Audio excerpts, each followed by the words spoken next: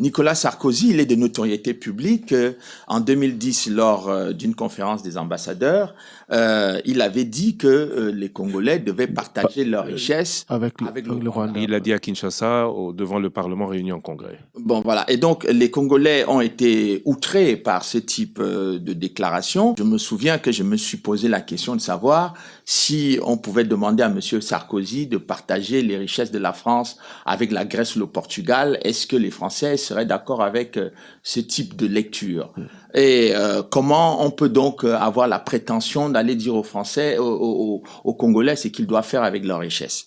Et jamais, à aucun moment, on a vu Monsieur Sarkozy critiquer Paul Kagame. Au contraire, il s'est rapproché beaucoup de Paul Kagame et il a fini par dire que le Rwanda était devenu le partenaire stratégique de la France. Et tout cela, après s'être rendu au Rwanda, faire quelques génuflexions devant Kagame en implorant le pardon de la France en tant que président de la République. Et je me souviens qu'en 94, le même Nicolas Sarkozy était porte-parole du gouvernement français et il disait que la France était bien comportée. Oui, l'opération. Donc deux Sarkozy. Donc le Sarkozy qui dit que la France est coupable et il va demander pardon, et celui de 94 qui dit que la France est bien comportée. Qu'est-ce qui a changé?